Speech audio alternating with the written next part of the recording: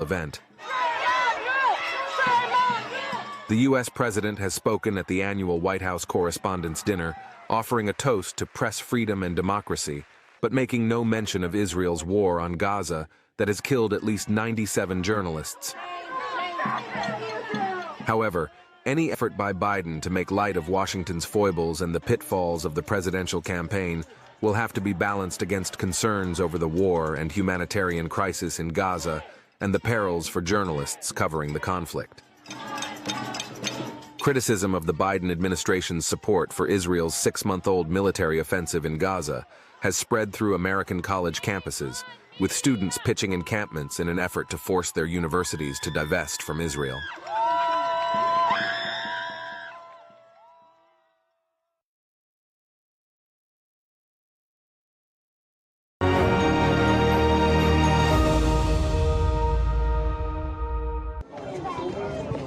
Displaced Gazans wrote graffitis on their tents, thanking students at the U.S. universities who joined the nationwide Gaza protest encampment movement. The war in Gaza continues to reverberate through the U.S. university campuses where students have camped out in tents as they protested Israel's actions in Gaza. We are supporting all students at all the universities that support us. They stood by Justice Case, which is our Palestinian Gaza. Yes, this is a message from us, the displaced people in the southern Gaza, especially Rafah. A message to everyone stood by us, all students, especially at Columbia University, and all supporters. Pro-Palestinian groups have called on universities to end investments in companies that support or profit from Israel's military actions in the occupied Palestinian territories. Many Jewish students are among the organizers, though, and bristle at allegations of anti-Semitism. Over many hours spent at the encampment this week, journalists have seen students peacefully chatting, reading, eating, and holding both Jewish and Muslim prayer ceremonies.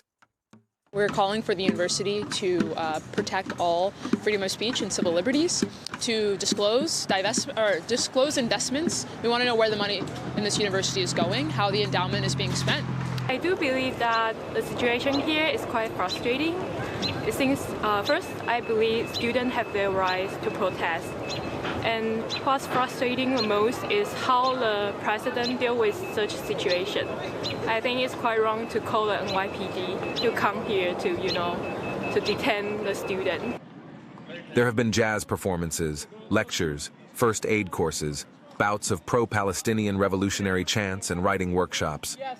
This is insane. I just saw police use unnecessary violence for peaceful protesters. I saw police knock students to the ground. Clearly you see a bunch of arrests going on. People were pepper sprayed. This is a school. Like, why is this happening?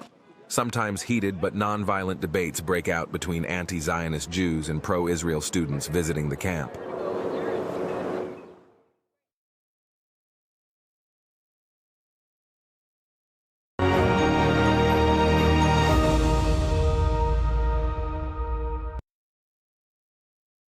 Always important to strike this delicate balance between freedom of speech and freedom of expression and academic freedom, which have always been very important, beacons and important backbones of American democracy. America has always been talking about these important principles being the foundations and the basis of its own system. So in order to crack down on peaceful protesters on campuses, that's completely against these important values and does do a lot of harm, actually, to the image of the United States nationally and internationally. So universities really have this responsibility to strike this delicate balance between giving its own students the space and the place to have peaceful protests and to make sure their voices and concerns are heard, and of course making sure that there is no hateful actions or violence of any sort, because it's important not to inflict any kind of harm on anyone, even if they hold a different position or a different stance.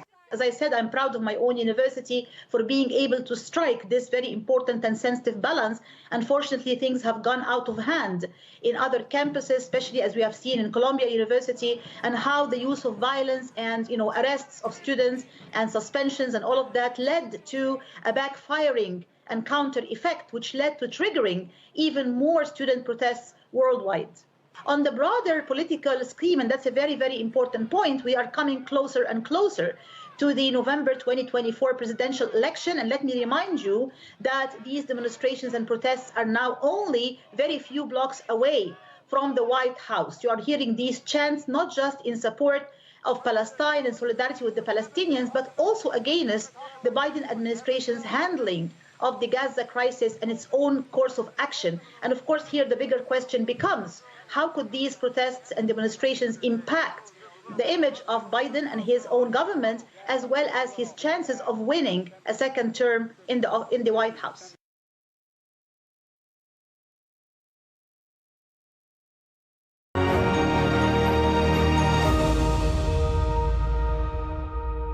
Ceasefire now! Ceasefire now! People held a demonstration in Istanbul, demanding a ceasefire and unhindered delivery of aid into the Gaza Strip.